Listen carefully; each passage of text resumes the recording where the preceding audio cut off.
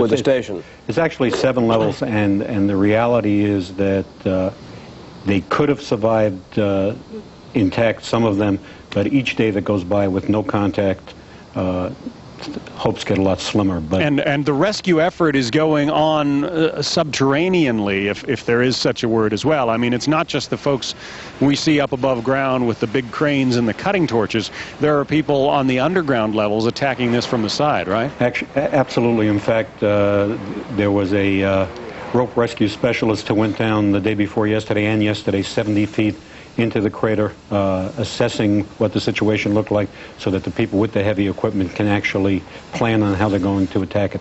And attacking this, by the way, from the other way, the New Jersey State Police were telling me they'd also come in under the river through the path tubes, approaching the bottom of the World Trade Center that way, working into the train station. They had now gotten underneath the building as they were following the train tracks.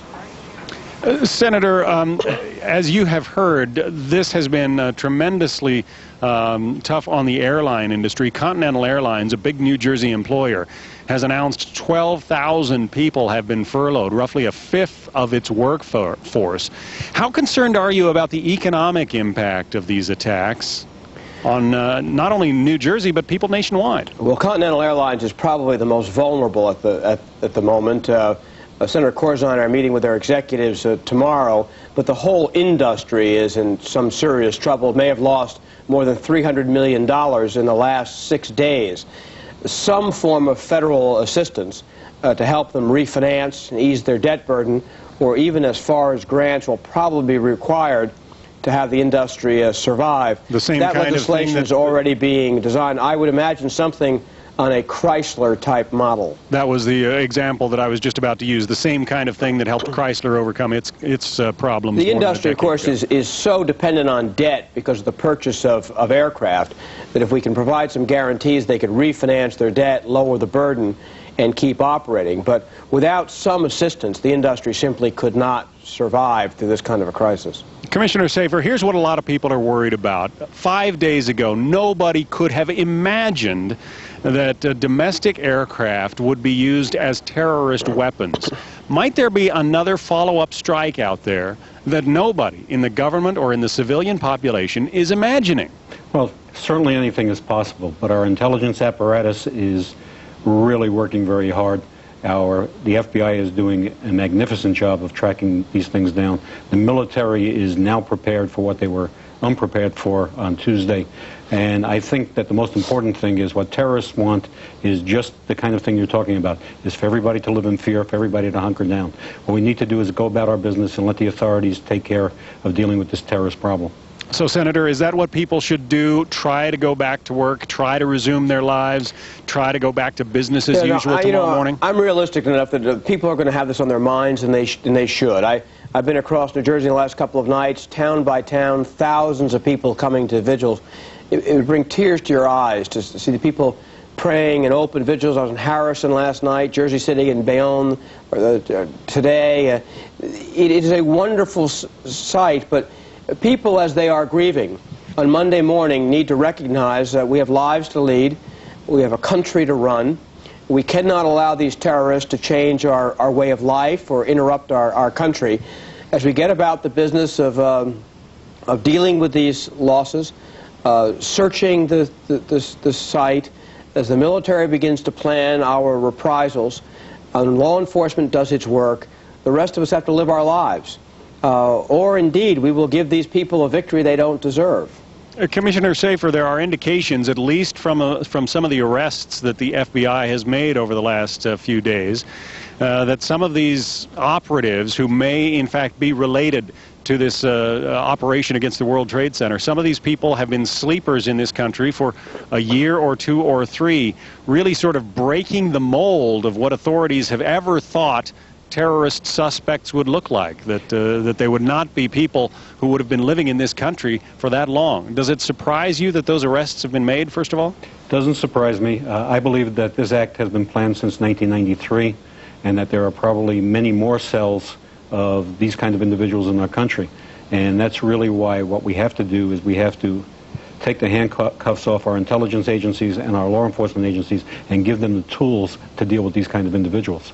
All right. Former commissioner of the New York City Police and Fire Departments, Howard Safir. Also, New Jersey Senator Robert Torricelli. Gentlemen, thanks very much for being with us. Thank you very much. Freedom itself was attacked this morning by a faceless coward, and freedom will be defended.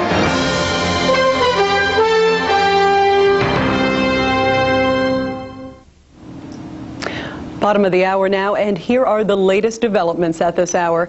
President Bush pledges the United States will rid the world of evildoers. Returning to the White House from Camp David, he said the terrorists who carried out the attacks on buildings filled with innocent people in New York and in Washington have declared a war on America, and they've made a terrible mistake.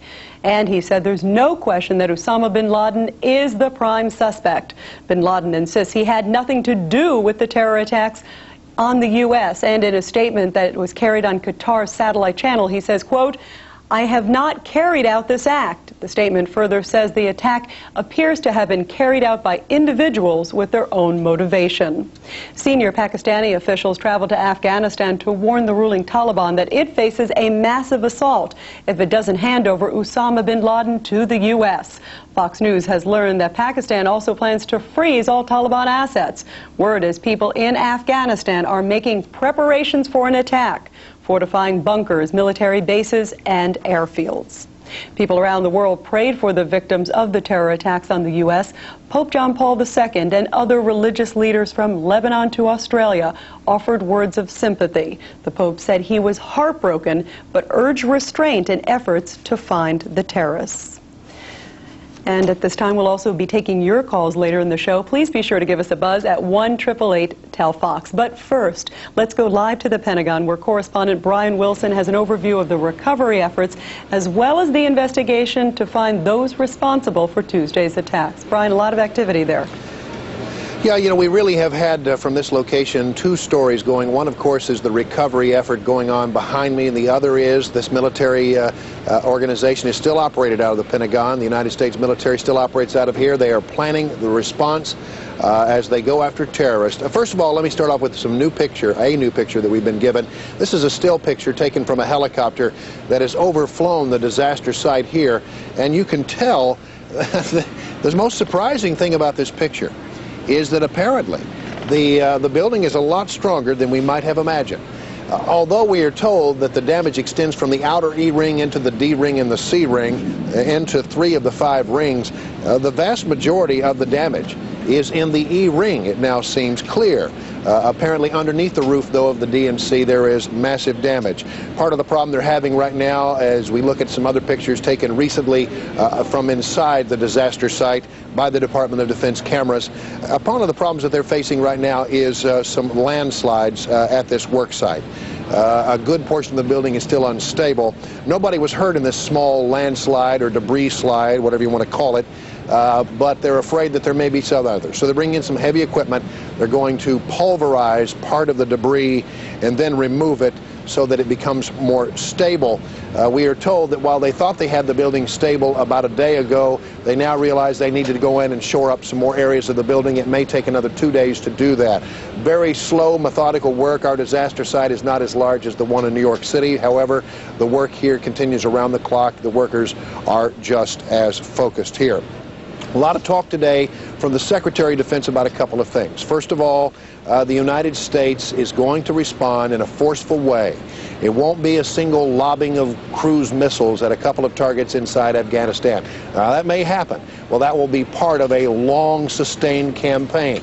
And also, the Secretary of Defense talked about how difficult it is to go after some of these targets. After all, we're not going up a Saddam Hussein, not going up against a defined enemy like we were in World War II or in Korea or in Vietnam, because these people don't have standing armies. They lurk in shadows. They operate out of hotel rooms and apartment buildings. They use cell phones and laptops to communicate.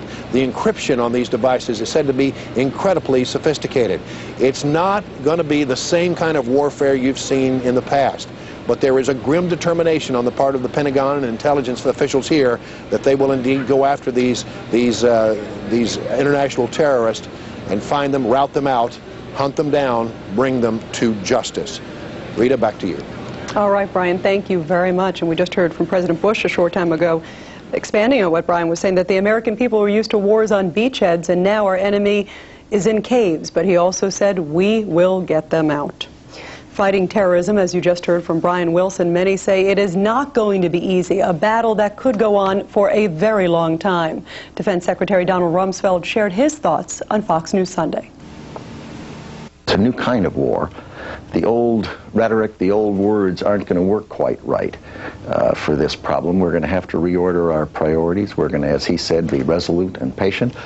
It has to be very broadly based. It will be political, economic, diplomatic, military. It will be unconventional, what we do. And